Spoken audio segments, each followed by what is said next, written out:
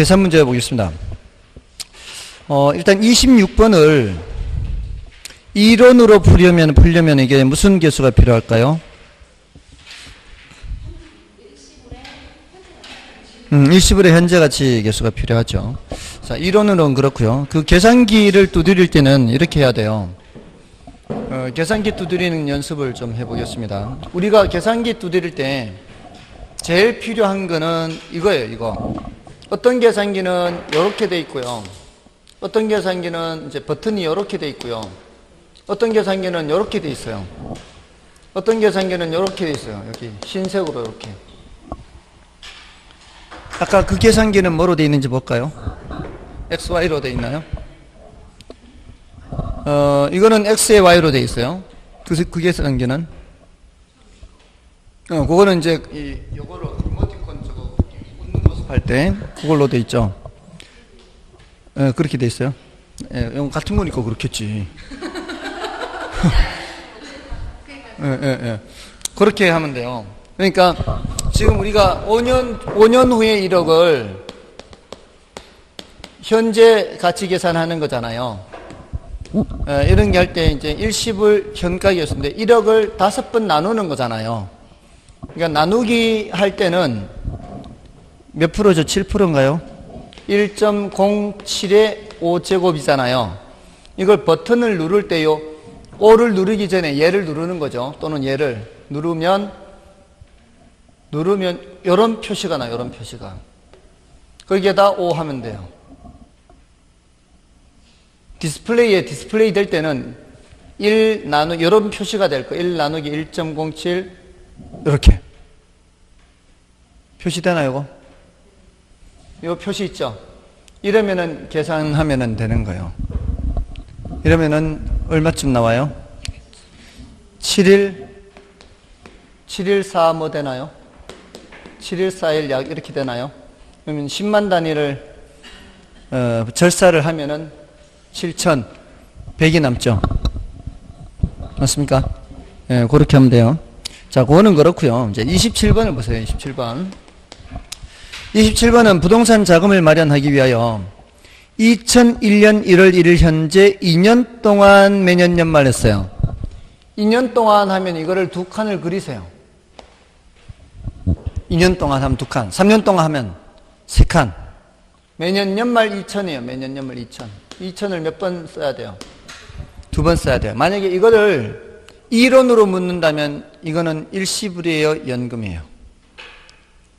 이론으로 묻는다면 연금이에요. 왜? 똑같은 금액이 반복되고 있으니까. 똑같은 금액이 반복되면 뭐예요? 연금이에요. 이거 문제에서 알려줬잖아요. 숫자를 알려줬다는 얘기는 뭐를 묻겠다는 뜻이에요. 목돈을 묻겠다는 뜻이잖아요. 그죠?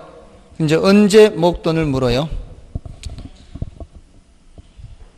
투자 상품의 이자율이 연 10%라면 이 상품의 현재 가치를 묻고 있죠. 이걸 묻잖아요. 그러면 연금의 무슨 개수가 필요해요? 연금의 현재 가치 개수가 필요해요. 됐나요? 몇 년짜리가 필요해요? 2년짜리가 필요해요. 그렇게 이런 식으로 써놓고, 그러니까 그걸 자꾸 익혀야 돼요. 매년 똑같은 금액이 반복될 때는 벌써 반복되는 금액을 알려줬을 때는 목돈을 물을 거다. 언제 목돈 물을 거다? 그러면 이제 현재 목돈 물으면 연금의 현가계수가 필요하고, 미래 목돈을 물으면 연금의 내가계수가 필요하죠. 자, 이론적으로 하자면 그렇다 이 말이에요. 근데 이런 경우는 2년밖에 안 되잖아요. 이런 거는 직접 계산해야 돼, 직접. 어떻게 하면 돼요? 요거는 여기까지 올 때 몇 칸 왼쪽으로 와요? 한 칸 왼쪽으로 오죠. 요거는 여기까지 오려면은 두 칸 왼쪽으로 와야죠. 그게 나누기 하는 횟수란 말이에요. 그럼 처음에 거는 2000 나누기 할인율이 몇이에요? 10%잖아요. 그럼 1.1로 나누기 하고 2000은 두 번 나누기 하면 2000 나누기 1.1에 제곱하면 되겠죠. 맞나요? 예, 그래서 더하면 돼요. 그래서 여기도 10원 단위 이하는 절사하잖아요. 됐습니까? 예, 약 3,470일 나오나요, 이게? 약 3,470일 나오면 10원 단위 절사하면은 3,400이 되겠죠. 해보시면 알 거예요. 아시겠습니까? 한 번 나누기 하고 얘는 두 번 나누기 하고 그럼 됐지 뭘. 설마 이거를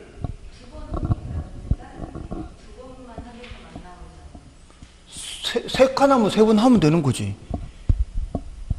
지금까지 3년 넘어서는 문제는 안 나왔어요. 그러니까 걱정 마시라고. 이게 많으면은 어떻게 하면 돼? 안 풀면 되지. 뭘 걱정해, 걱정은. 그런 거는 나와도 개수를 다 준다고. 한 5년 이렇게 되면은 문제에서 숫자를 준다고. 직접 계산하지 않고 이런 식으로 계산하게끔 한다거나 이렇게 하지 일일이 손발이 고생하는 방법으로 풀게 하진 않는다고요. 아시겠죠? 문제에서 숫자를 다 준다고 그냥 이렇게만 계산하거나 그렇게 하는 거지. 아시겠어요? 자, 다음 팁 하나. 급하다 내가 지금 막 계산 문제를 볼 틈도 없다.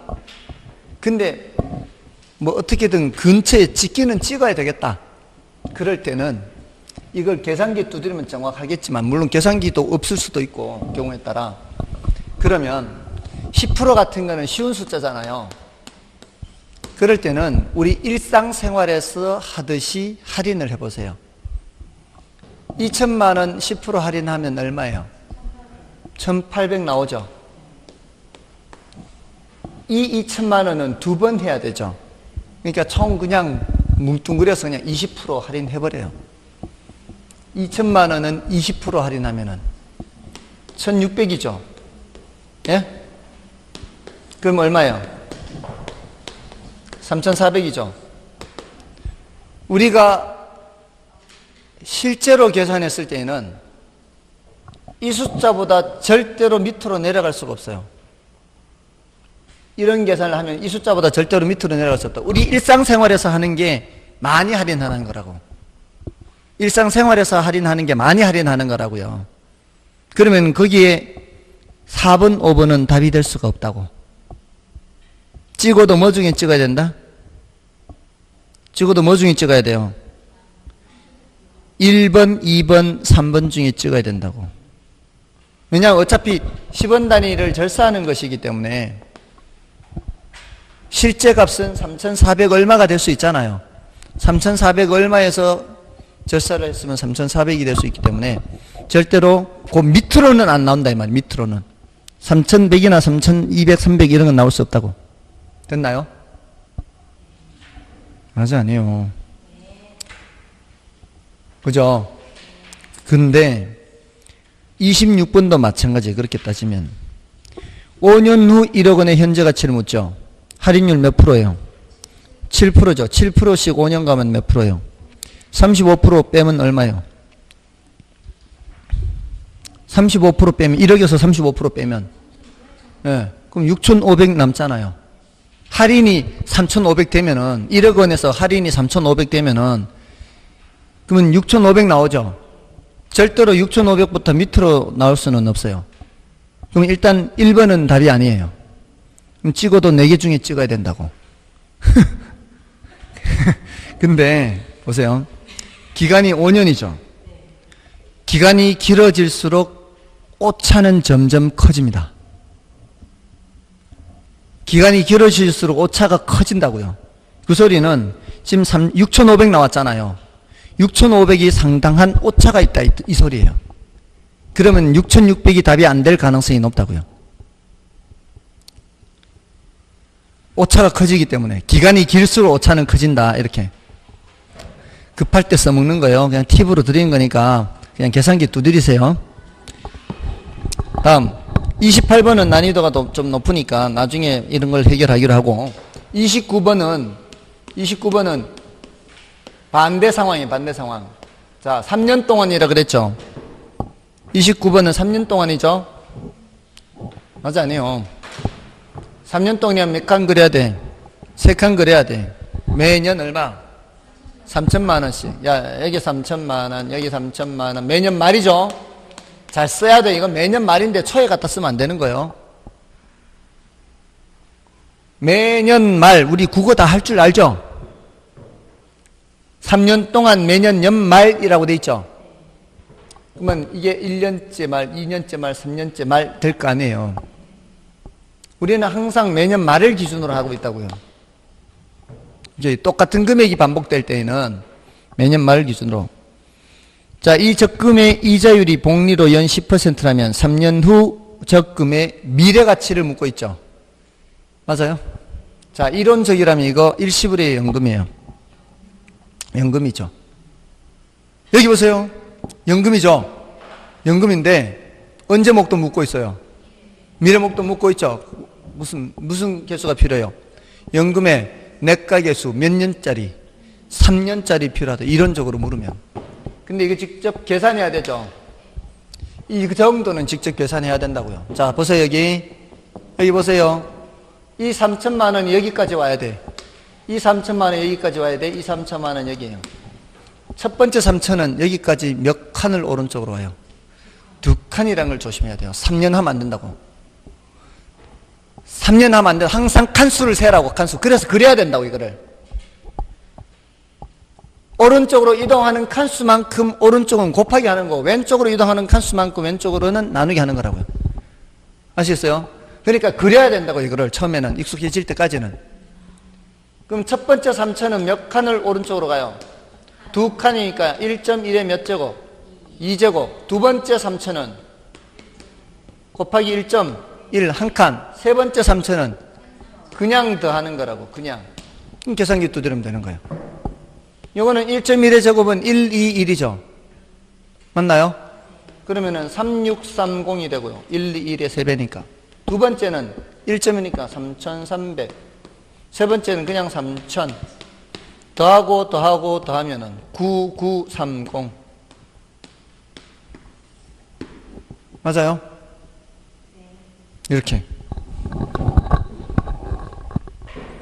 됐어요, 안 해요? 그러니까 이론으로든 계산으로든 이론이 잘 되면은 잘 됐으면 계산도 잘 되게 돼 있고요. 계산이 잘 되면은 이론으로도 할 수가 있어요. 자, 됐습니다. 이제 더 이상 이거는 패스. 30분 난이도가 높아요. 이건 패스. 예, 자료가 복잡하게 제시되어 있어요. 31번 현금 수익 측정. 이 공식 여러분 보시면 되겠죠? 자, 32번을 보십시오.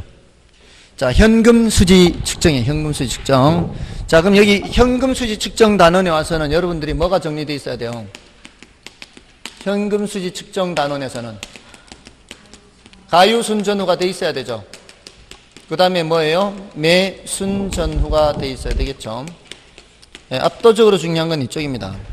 여기에 공실 및 불량부채 충당금 기타 소득 더해야 되고, 영업 경비에 포함되는 항목과 포함되지 않는 항목, 그 다음에 여기는 부채 서비스액, 저당 지불액이라고도 하고 원금이자 합계로 돼 있고, 특별한 언급이 없으면 원리금 균등 상환의 부채 서비스액이고, 여기는 영업소득세를 빼고 순대이감, 세대원감 요 정리가 돼 있어야 되겠죠.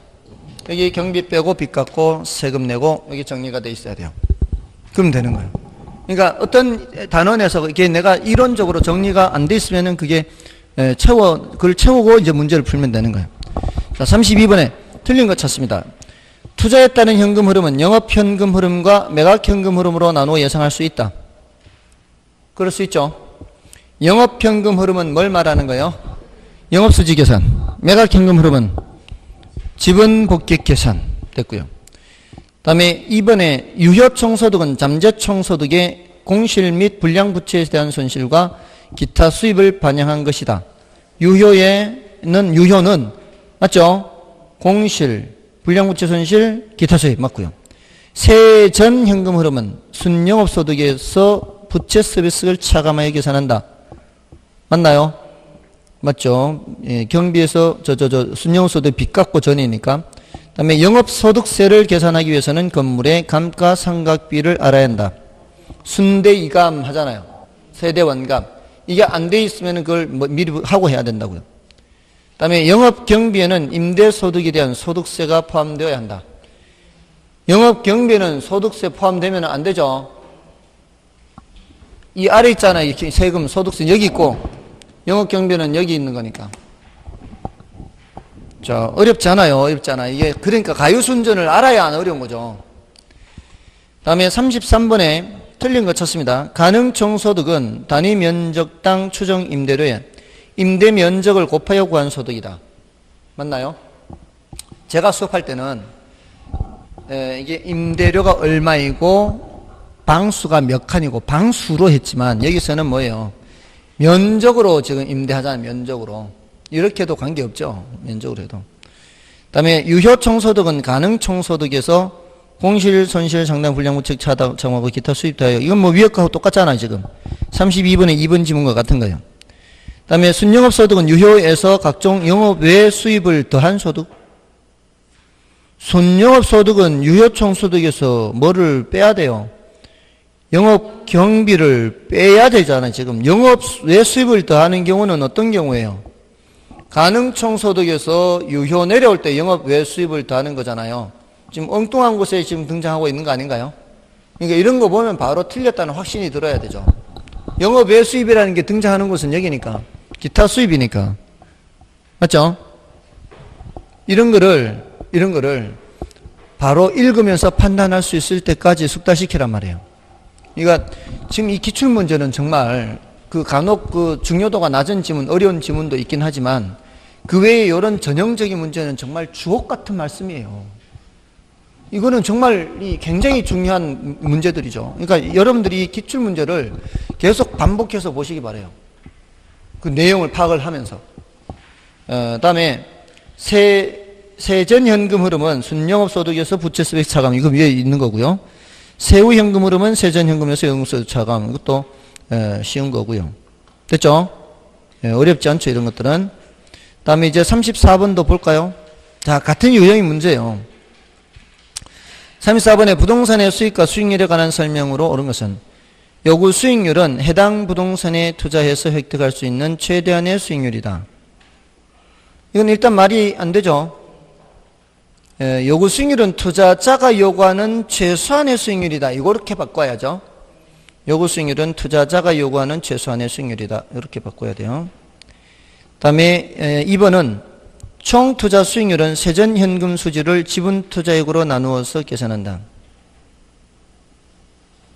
세전현금 수지와 지분 투자액이 나왔죠. 예? 세전현금 수지와 지분 투자액이 나왔잖아요. 근데 총 투자 수익률 이런 말이 나오면 될까요? 총 투자 수익률 이런 말이 나오려면 총 투자액이 나와야 되지 않나요? 지금 짝이 안 맞다고 벌써. 이런 거는 이게 의심을 하면 안 되는 거예요. 의심은. 이게 아 참 숙제했나요? 카드 만들었어요? 카드 만들었으면 이거는 아주 껌값이지. 맞잖아요. 세전현금 수지와 그러니까 세전현금 수지를 지분 투자액으로 나눈 게 뭐예요? 그러면 지분 배당률. 지분 배당률.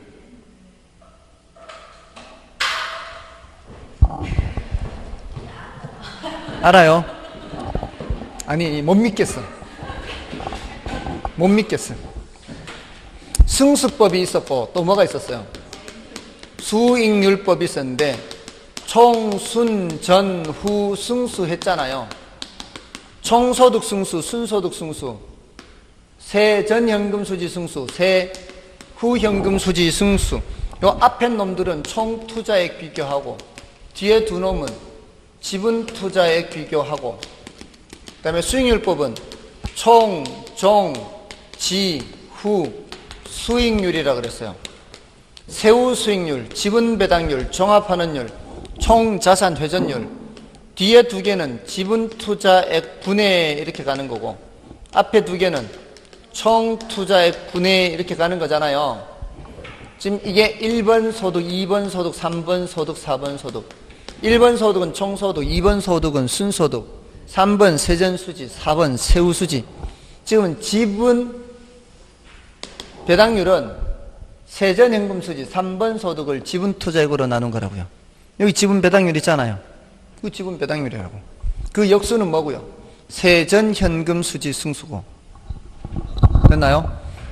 세전 현금 수지와 지분 투자액이 나왔다는 것은 둘 중에 하나라고요. 세전 현금 수지 승수가 나오든가 또는 지분 배당률이 나와야 되는데 이거는 수익률법이니까 지분 배당률이 되는 거죠. 자, 그래서 틀린 거고 3번 또 나왔네. 기대수익률, 요구수익률.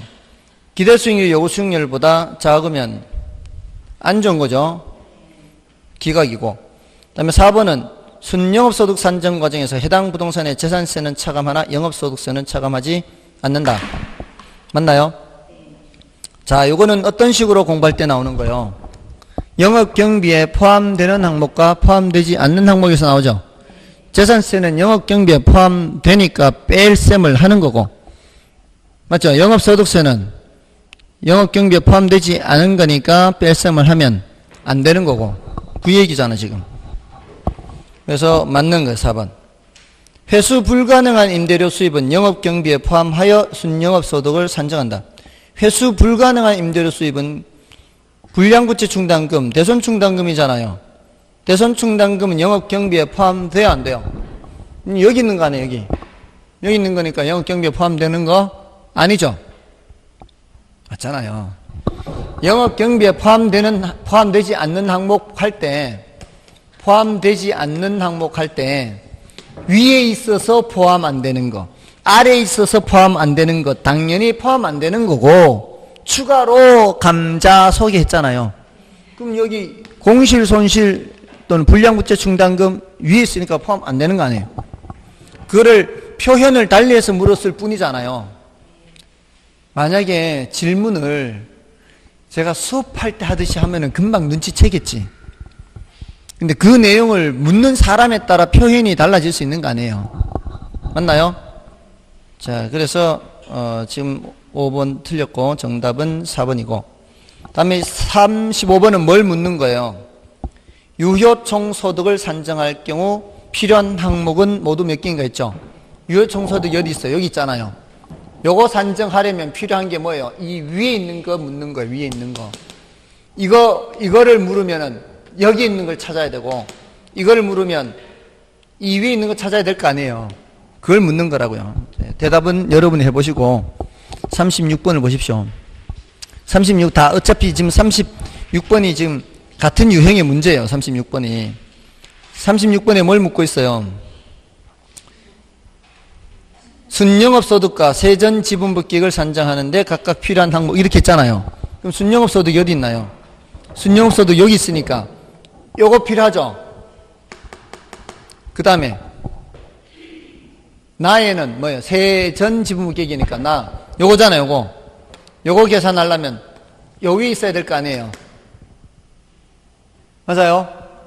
순영업소득을 산정하기 위해서는 이 위에 있는 거 찾아야 되고, 세전지분법기획을 계산하려면 이 위에 있는 걸 찾아야 된다 이 말이에요. 자, 그러면 기억부터 보세요. 기억에 기타소득. 기타소득은 여기 있죠? 기타소득 여기 있으니까 순영업소득 산정할 때 필요하죠? 그 다음에 니은은 어디 있는 거예요? 매도비용 여기 있네. 니은 요거는 요거 계산하려면 이거 알아야죠? 매도경비. 디귿은 어디 있는 거예요? 취득세. 취득세는 여기도 없고 저기도 없죠? 취득세는 아무 데도 없는 거예요. 그 다음에 미상환 저당 잔금은 어디 있는 거예요? 미상환 저당 잔금은 경비 빼고 빚 갚고 여기 있잖아요. 비율 여기 있네. 경비 빼고 빚 갚고. 미상환 저당 잔금은 자리가 요 자리. 그 다음에 미음은 어디 있어요? 재산세네. 재산세는 요 경비에 포함되잖아요. 요 미음은 여기 있네. 그 다음에 비읍은 뭐예요? 양도소득세 어디 있어요? 양도소득세 여기 있죠, 여기. 비읍은. 그죠? 그럼 여기 기억이 이건가요, 아까? 기억, 미음. 디귿은 뭐였어요? 여기 아무 데도 안 가는 거고. 그러면 기억, 미음 여기 필요하고, 니은, 리을 여기 필요하고. 맞습니까? 자, 그럼 됐고. 다음에 순영업소득을 묻는 문제인데요. 38번과 39번은 세후를 묻죠. 세후가 있잖아요. 39번 맨 밑에 세후가 나오잖아요. 이런 것들은 시간이 조금은 걸린다라고 생각을 하세요. 이런 것들은 시간이 걸린다. 다만 37번은 순영업소득만 묻잖아요. 이런 것들은 시간이 많이 걸리지 않습니다. 그런 것들은 이제 풀만하다 이렇게. 그러니까 세후를 물을 때는 이게 숙달이 돼 있어야 됩니다. 숙달이 돼 있지 않으면 시간이 꽤 걸려요. 세후를 물을 때는 세율이 문제에 제시되어 있는지 봐야 돼요. 세율. 보기에 세율이 있으면은 영업소득세를 내가 직접 계산을 해야 돼요. 그래서 38번이나 39번이나 가유 순전후 하면서 옆에 뭘 써놓고 시작해야 돼요.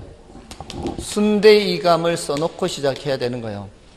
자, 요 훈련은 이제 여러분이 좀 해보세요. 이건 좀 시간이 걸리는 관계로 해설 보고 좀 참고해 주시고, 대신 37번 이런 거는 할만하단 말이에요.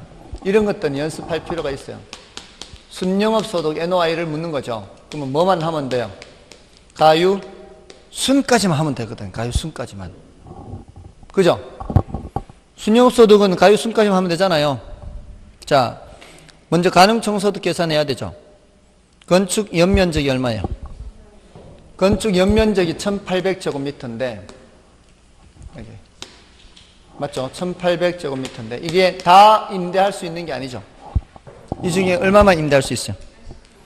80%만 임대. 0.8에 0.8.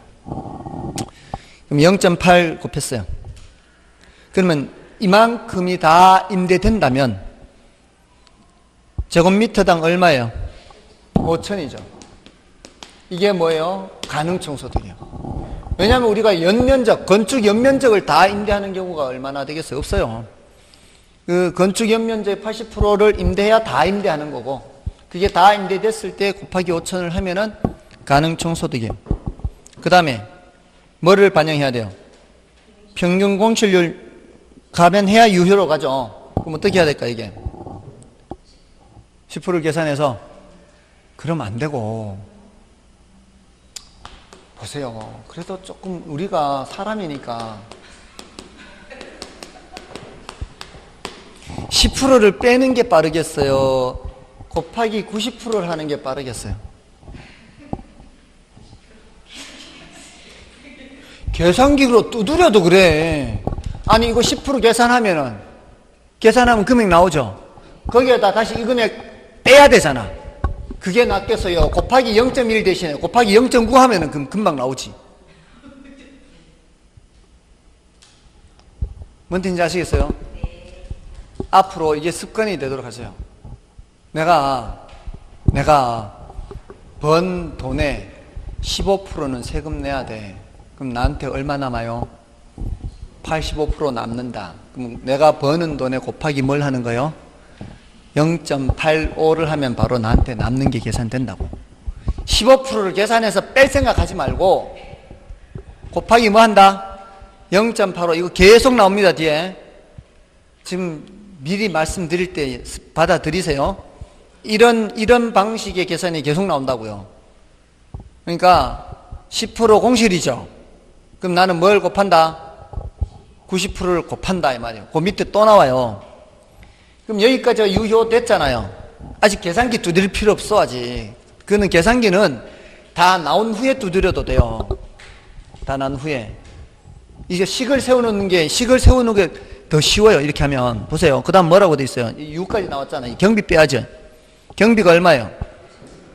50%죠. 그러면 경비를 50% 빼면은 어차피 남는 거 50%. 여기까지 계산한 후에 곱하기 뭐 하면 돼요? 0.5 하면 됐죠? 됐나요? 자, 그 밑에, 맨 밑에 연간 부채 상환에 고려하면 돼요? 안 돼요? 연간 부채 상환에 고려하면 안 된다고. 그것까지 계산하면 너무 오버했다고. 시간 들여 틀렸다고. 부채 상환액은 이때 필요하다고. 이때 세전을 계산할 때 필요하다고. 그러니까 이거는 필요 없는 걸 준단 말이에요. 이 현금 수지 측정에서는 필요 없는 자료를 주는 경우가 있어요. 다른 데서는 안 그런데. 자, 그럼 어디까지 하면 돼요? 여기까지 하면 됐죠? 자, 어떻게 하면 될까요? 18 곱하기 8 곱하기 5 곱하기 9 곱하기 5 요것만 하면 돼. 0을 다 두드리려고. 곱으로만 돼 있거나 나누기로만 돼 있을 때는 이 동그라미 다 안 쳐도 돼. 18 곱하기 8 곱하기 5 곱하기 9 곱하기 5 해보세요. 어떻게 나오는가? 나오죠? 그러니까 들으라고. 딴짓 하지 말고 먼저 듣고 하라고. 듣고. 왜 그럴까요? 이 동그라미 치고 안 치고는 자릿수에는 영향을 미쳐요. 자릿수에는. 예? 자릿수에는 영향을 미치는데 어차피 이 숫자 별 순서에는 영향을 미치지 않는다고. 그럼 우리 시험에서 1번 324, 2번 3240, 3번 32400 이렇게 출제한 적이 한 번도 없다고. 별 순서가 같은 게 없다고. 그럼 우리는 뭐만 알면 돼요? 정답 맞추려면 배열 순서만 알면 된다고. 배열 순서만. 그러니까 시간 들여서 굳이 동그라미 다 칠 필요 없다고. 뭐로 돼 있을 때? 곱이나 나누기로만 돼 있을 때는. 됐어요 안 됐어요? 근데 제가 이렇게 흥분할 이유가 없잖아요. 이렇게 흥분할 이유가 없죠. 왜 이렇게 흥분하죠 근데? 여러분이 조는 것도 아니고. 좋을 때는 제가 좀 목소리가 커지는 경향이 있어요. 됐나요? 나중에 계산 문제 할 때 다시 한 번 더 할 거예요. 쭉 전체적으로 정리할 때. 됐죠? 제가 이렇게 간혹가다 이렇게 계산 문제를 다루면 사람들이 숫자의 새로운 세계를 본다는 사람도 있어요. 숫자의 새로운 세계. 이게 이제 아직 별로 안 했다는 뜻입니다. 예, 별로 안 했다는 뜻이에요. 아무튼 37번은 그렇고요. 38, 39는 우리 봐주시고. 자, 이제 40번 투자 분석 기법이에요. 자, 이제 주제별로 계속 하고 있죠. 지금 오늘 아까 위험과 수익 했고, 포트폴리오를 조금 이런 정리를 덜 했네요. 포트폴리오. 그 다음에 화폐 시장 가치 아까 일시불이냐 연금이냐 이거 하는 거 하고, 지금 현금 수지 측정, 가유순 전후, 매순 전후 요거 하고요. 자, 이제 투자 분석 기법에 할인 현금 수지 분석법 있죠. 투자 분석 기법. 할인 현금 수지 분석법은 화폐 시장 가치를 고려한다 안 한다? 고려한다. 고려하는지 안 하는지 그 자체가 중요하다 그랬죠. 그리고 순순해 했죠. 순순해. 그 다음에 연평균 순현가가 있고, 현가 회수 기간이 있다. 자, 이렇게 했죠. 네, 순순해는 이론적으로 더 들어가죠. 순현가가 뭐예요? 물으면은 유입현가합 빼기 유출현가합이에요. 수익성 지수가 뭐예요? 그러면 유입현가합 나누기 유출현가합이에요. 유입이 먼저 나오는 겁니다. 내부 수익률은 뭐예요? 그러면은 유입현가와 유출현가가 같도록 하는 할인율이에요. 순현가가 0이 되게 하는 할인율이에요. 수익성 지수가 1이 되게 하는 할인율이에요. 이렇게. 그럼 순현가는 판단 기준이 뭐예요? 그러면 얘가 0보다 크거나 같으면 채택이에요. 수익성 지수는 얘가 1보다 크거나 같으면 채택이에요. 내부 수익률법은 내부 수익률이 요구 수익률보다 크거나 같으면 채택하는 거예요. 이게 가장 일단 단순한 거고, 조금 더 들어가면은 순현가법과 수익성 지수법은 무엇으로 할인해요? 하면은 요구 수익률로 할인해요. 내부 수익률법은 내부 수익률로 할인해요. 순현가법에 의한 의사결정과 수익성 지수나 다른 방법에 의한 의사결정이 달라질 수 있어요? 없어요? 순현가법으로 타당한 것이 다른 방법으로 타당하지 않을 수 있어요? 없어요? 타당하지 않을 수 있죠. 이게 똑같은 내용인데 왜 이렇게 질문할 때는 말을 맞출 수 있는데 저렇게 질문하면 못 맞추나? 이걸 잘 생각해 봐야 돼요. 그 다음에 특히 상호 배타적인 투자죠. 특히 상호 배타적인 투자 규모가 서로 다를 때에는 투자의 우선순위가 순현가법에 의한 우선순위와 내부 수익률법에 의한 우선순위가 달라질 수가 있죠. 그럴 때는 무슨 법을 따라가야 돼요? 순현가법을 따라가야 투자자의 부가 극대화된다 그랬죠. 그리고 순현가법은 가치 가산성이 성립해요? 안 해요? 가치 가산성, 덧셈해서 계산하는 방법.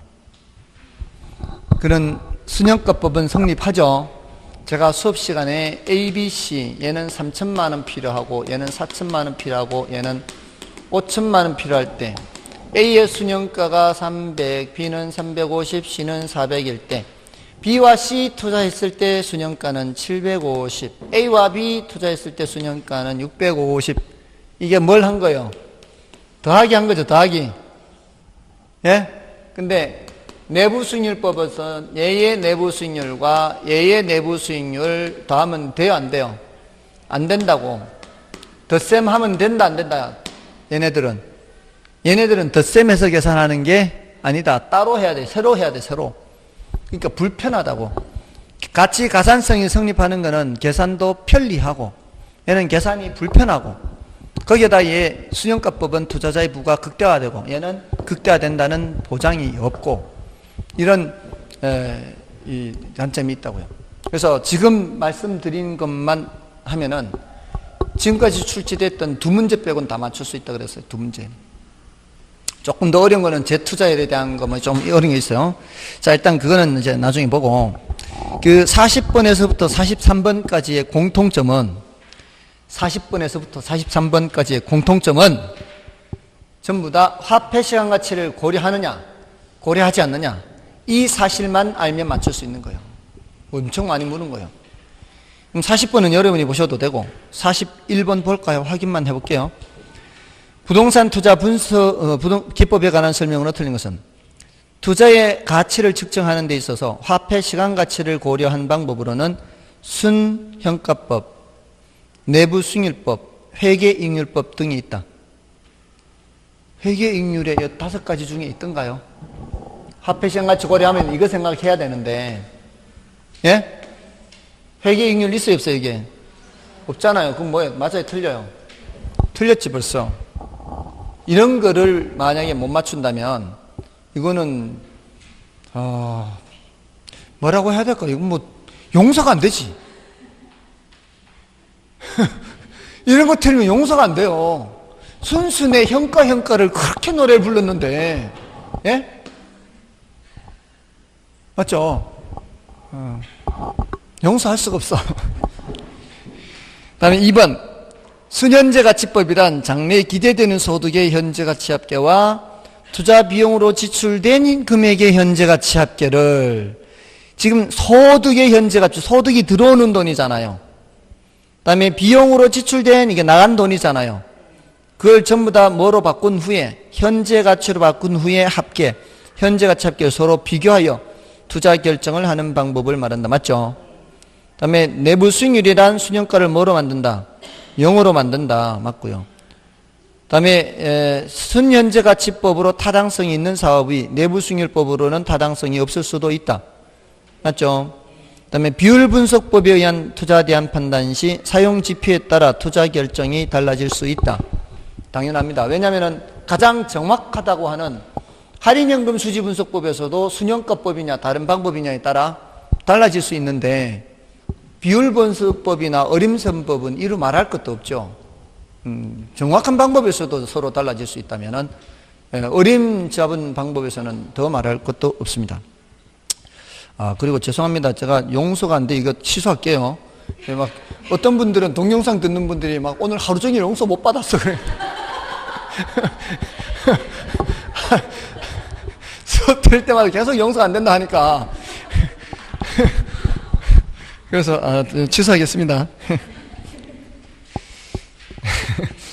자, 42번은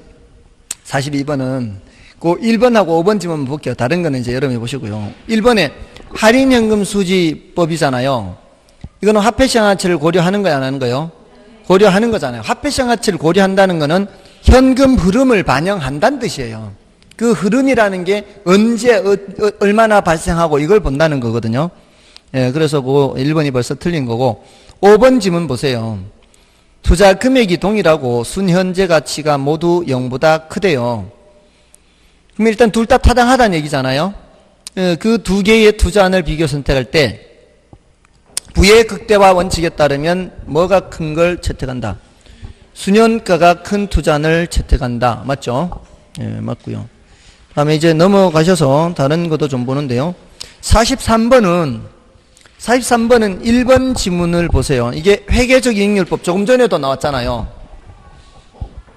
회계적 이익률법 나왔잖아요. 그 회계적 이익률은 연평균 순이익을 연평균 투자액으로 나눈 비율이다 이렇게 돼 있죠. 자, 이거 지난번에 제가 이거 어림셈법 할 때 단순 회수기간하고 회계적 이익률 할 때 뭐를 말씀을 드렸었는가 하면은 예를 든 숫자가 6개월 뒤에 7천만 원 들어오고 12개월 뒤에 5천만 원 들어오든 6개월 뒤에 5천만 원 들어오고 12개월 뒤에 7천만 원 들어오든 회계적으로는 1년간 다 얼마 들어오는 거예요? 1년간 1억 2천 들어오는 거라 그랬죠? 예? 회계적으로는 다 이렇게 본다고요. 이거는 화폐 시간 가치를 따지는 거예요? 안 따지는 거예요? 안 따진다고요. 근데 뭐가 더 좋은 거라 그랬어요? 들어오는 돈은 초기에 많은 게 좋고 나가는 돈은 후기에 많은 게 더 좋은 거거든요. 총액이 똑같은 상황에서라면 총액이 똑같더라도 유입은 초기에 많은 게 좋고 나가는 거는 나중에 나가는 게 많은 게 좋아요. 그럴 거 아니에요. 자, 그런데 그때 평균 회계 이익률 이런 말씀을 안 드린 이유가 이제 그냥 그것만 해도 벅찬데 너무 복잡하게 자꾸 말하면은 어려울 것 같아서 그냥 평균이란 말을 뺐어요. 근데 우리 이제 회계라는 게 뭐예요? 우리 사업하는 사람들. 사업하는 사람들이 1월 1일 날 사업 시작할 때 1억 가지고 했어요. 이 높이가 1억 높이에요. 근데 사업을 하다 보면은 중간중간에 계속 자금이 더 필요한 경우 있지 않나요? 그래가지고 자꾸 더 돈 끌어오죠. 끌어와서 12월 31일 날 결산할 때 봤더니만 그동안에 자금을 2억을 더 끌어온 거예요. 처음에 얼마로 시작했는데 1억으로 시작했는데 어느덧 추가로 2억을 더 끌어와서 총 투자된 돈이 3억이 돼버린 거예요. 그래서 1년간 결산을 해봤더니 3천만 원을 벌었어요. 벌기는 벌었어. 그러면 이 3천만 원이 번 게 1억으로 3천만 원 벌었다 그래야 돼요? 3억으로 3천만 원 벌었다 그래야 돼요? 그러면 옆집은 처음부터 3억 투자한 사람인데 처음부터 3억 투자한 사람이에요. 이 사람은 중간에 더 투자한 것 없이 계속 3억으로만 투자가 돼 있어. 그러면 이 사람도 3천만 원 벌었어. 그러면 이 사람이 이 사람보다 더 번 게 아니고 둘 다 똑같이 3억에 3천 벌었다? 그럼 처음부터 3억 한 사람은 뭔데 그러면? 중간중간에 돈이 더 들어왔는데 어떻게 얘기해야 돼요? 그만큼은 잘라서 이쪽으로 보내는 거지. 잘라서 저쪽으로 보낸다고. 요 위에 올라와 있는 만큼을. 그럼 여기가 높이가 2가 되고 요 높이가 3에서 2로 낮아지는 거지. 3 더하기 1 나누기 2 한 거라고요. 평균한 거라고. 평균. 처음서부터 끝까지 얼마 투자한 거와 똑같다. 2억으로 처음서부터 끝까지 투자한 거와 똑같다는 거예요. 처음에 6개월간은 1억에서부터 2억까지 올라갔잖아요. 근데 그 다음부터는 이제 6개월간은 2억에서부터 3억까지 올라갔잖아요. 그 위에 거를 떼서 이쪽으로 보내버리면 처음부터 얼마 투자한 셈이란 말이에요.